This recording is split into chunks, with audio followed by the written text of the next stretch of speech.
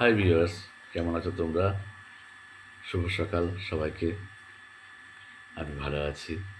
অনেকদিন পর তোমাদের সঙ্গে দেখা হচ্ছে এই ভিডিওর মাধ্যমে। আমি একটা ভিডিও করার চেষ্টা করছি। স্পোকেন ইংলিশ নিয়ে অনেক আলোচনা আগে করেছিলাম, অনেকদিন বন্ধ ছিল। আবার আমি চলে এসেছি তোমাদের সামনে। আমি গৌতম। আজকে দিনে ইংরেজি শেখাটা অত্যন্ত জরুরি, কেননা ইংরেজি দুভাবে শেখা যায়। আমরা যেটা প্রথাগত কনভেনশনাল ওয়েতে ইংরেজি শিখি সেটা হচ্ছে আমাদের লিটারেচার, যেটা আমাদের সাহিত্যের ক্ষেত্রে খুব কাজে লাগে, আমাদের পড়াশোনার ক্ষেত্রে কাজে লাগে, মাস্টার্সে কাজে লাগে। কিন্তু আমরা যারা কমিউনিটিভ ইংলিশ শিখতে চাই, অর্থাৎ ল্যাঙ্গুয়েজটাকে ভালো করে করায়ত্ত করতে চাই, তাদের ক্ষেত্রে কিন্তু স্পোকেন ইংলিশ খুব জরুরি। এই স্পোকেন ইংলিশ না বলার জন্য আমরা অনেক সময় ইন্টারভিউতে ব্যর্থ হই। আমরা নিজেদের কথা সুন্দরভাবে গুছিয়ে বলতে পারি না। তাছাড়া এই কলোনিয়াল স্টেটে আমাদের ইংরেজিতে কথা বলাটা একটা কিন্তু ভীষণ ওই ব্যক্তির মধ্যে পড়ে, ভীষণ একটা অহংকারের ব্যাপার। কিন্তু আমি সেটা মনে করি না।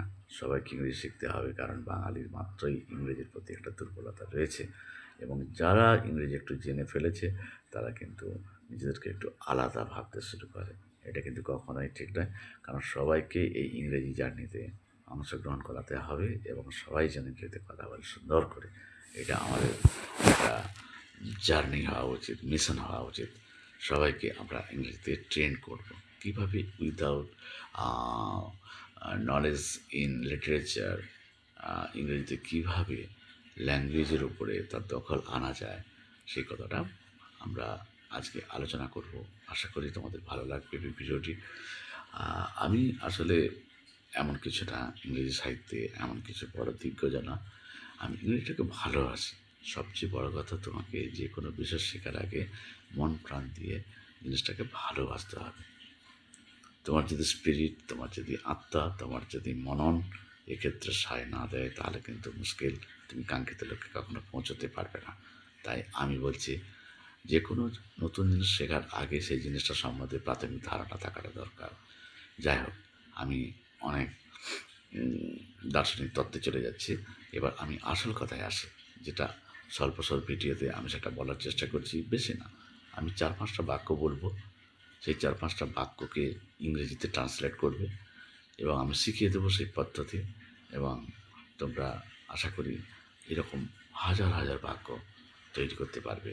অর্থাৎ দৈনন্দিন জীবনে যে বাংলা ভাষায় কথা বলো, সেই কথাগুলোকে ইংরেজিতে বললে কেমন হয়, সেগুলোই শেখো। সেটার নামই হচ্ছে কমিউনিকেটিভ ইংলিশ।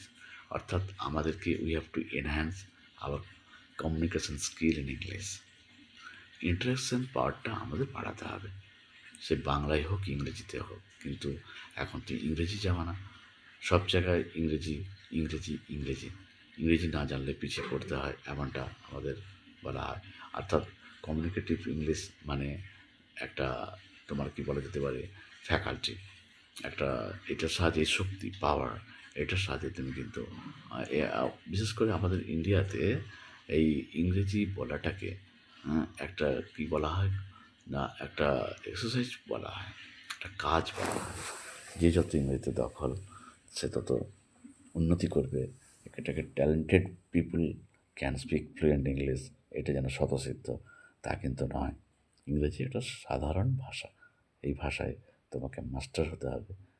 যেগুলো কথ্য ভাষা আমরা বাংলায় বলি আমাদের দৈনন্দিন জীবনে, ডেলি লাইফে, সেগুলোকে ইংরেজিতে ট্রান্সলেট করবে। ব্যাস, অসাধারণ হয়ে গেল। তাই আমি কতগুলো বাক্য নিয়ে এসেছি, কতগুলো একটা পদ্ধতি আমি অবলম্বন করে বলার চেষ্টা করছি। সেগুলো রপ্ত করো এবং নিজেরা বানাও, এবং আমাকে কমেন্টে আরও কিছু উদাহরণ দাও, যাতে আমিও শুনে খুশি হই। কেমন? আমি আজকে চিরাচরিত যে শব্দ ইংরেজিতে রয়েছে, গো, গো মানে যাওয়া, এটা দিয়ে আমি 4টা শব্দ বানাতে চাই, 4টা বাক্য বানাতে চাই। এই বাক্যগুলো অত্যন্ত সহজ, বাংলায় বলছি, সেটাকে ইংরেজিতে কেমন হবে ট্রান্সলেশন, সেটা আমি বলছি। দুটো জিনিস পাশাপাশি প্র্যাকটিস করো, এইভাবে দেখবে তোমরা অসংখ্য বাক্য নিজেরা ইংরেজিতে ট্রান্সলেট করতে পারবে এবং আত্মবিশ্বাস ফিরে পাবে কীভাবে ইংরেজিতে কথা বলতে হয়। যেমন আমি এবার শুরু করি, লেটস স্টার্ট। গো, গো একটা ভার্ব, এই গো শব্দটি আমি ফার্স্ট পারসন আই দিয়ে করলে কেমন হয় দেখো, সবাই শোনো। আই গো টু স্কুল, আমি স্কুলে যাই। এটা ছোটোবেলা থেকে শিখে এসেছি। তারপরে সেন্টেন্সটা দেখো, I am to go to school, আমার স্কুলে যাওয়ার কথা। তারপরে সেন্টেন্স দেখো, I have to go to school, আমাকে স্কুলে যেতে হবে। এটা বাধ্যতামূলক, mandatory. In the case of mandatory situation, we have to use I have to go to school, I have to go to market, I have to go to temple. ঠিক আছে? এটা কি আবার পাস্ট টেন্সে অতীতকালে করলে আমাকে স্কুলে যেতে হয়েছিল। গতকাল আমাকে স্কুলে যেতে হয়েছিল। I had to go to school yesterday. এই বাক্যটা পেলাম। আবার নেক্সট বাক্য দেখো, আমার গতকাল স্কুলে যাওয়ার কথা ছিল। আমি যেতে পারিনি, কিন্তু গতকাল আমার স্কুলে যাওয়ার কথা ছিল। তাহলে I was supposed to go to school yesterday. তাহলে আমি কতগুলো শেখালাম form. I go, I am to go, I have to go, I had to go, I was suppose to go. সব জায়গায় গোটা কমন পেয়েছে। তাহলে গোয়ের জায়গায় আমি অন্য কোনো ভার বসালেও একই রকমভাবে সেন্টেন্সগুলো তৈরি হবে।